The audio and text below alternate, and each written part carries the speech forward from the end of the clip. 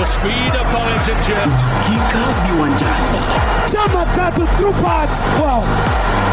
Ali. Kevin De Bruyne. Oh, wow, that's brilliant. That is magnificent.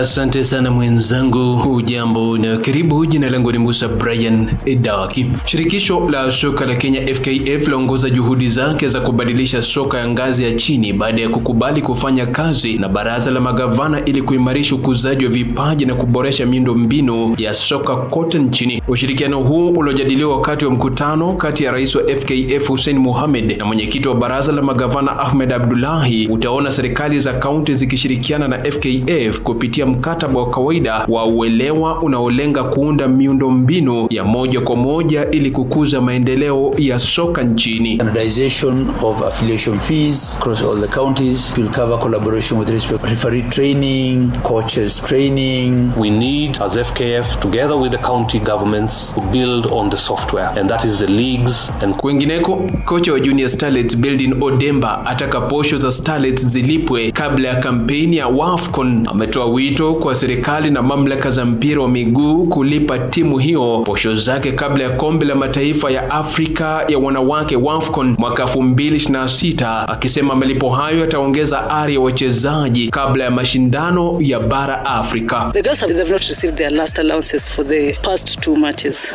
They need something to motivate them. They've asked that the president sees them off. Of course that means something. It means first of all it means support. Then secondly of course president ucheza kama yeye. So I know we are also looking forward to see what is in store for us. Haya ya kijiri, naibu rais Kithure Kindiki amewahakikishia mashabiki wa mpira wa miguu kwamba uwanja wa kimataifa wa Raila Odinga Talanta Stadium utakuwa tayari kutumika hivi karibuni ujenzi unapokaribia kukamilika. Hii ni kufuatia ukaguzi wa kituo hicho. Naibu rais Kithure Kindiki amesema uwanja huu wenye uwezo wa kuchukua watu 60,000 uko mbioni kuwa mojawapo ya viwanja bora vya michezo katika ukanda wa Afrika Mashariki. Uwanja huu pamoja na uwanja wa Kasarani uliokarabatiwa unatarajiwa kuandaa mechi wakati wa kombe la mataifa ya Afrika mwaka 2027 ambalo Kenya itaandaa kwa pamoja na Uganda na Tanzania. You are contributing to the creation of our country's milestone legacy projects. Na mimi nawashukuru sana. Nataka mjue ya kwamba hata kama mnajipatia riziki kwa hii kazi, hata kama mtapata malipo, ile kitu muhimu. Katika rubaa za kimataifa, mabingwa tetezi wa kombe la dunia Argentina watoka nyuma na kuiburura Misri 3-2, huku kiungo mshambuliaji Lionel Messi akiongoza kikosi hicho kwa ushindi wao. Timu hii ya Argentina imethibitisha kuwa haishindiki kamwe na itakuwa inachuana dhidi ya Uswisi katika robo finali siku ya Jumapili. The deadlock here against the defending champions from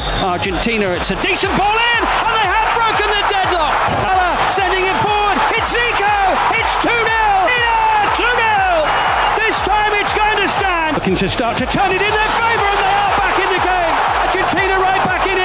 Katika matokeo mengine ya mechi zilizochezwa hapo jana, Switzerland iliweza kuwachebanga Colombia 4-3 katika mituta ya penalti. Kufikia hapo msikilizaji, natamatisha uhakika viwanjani.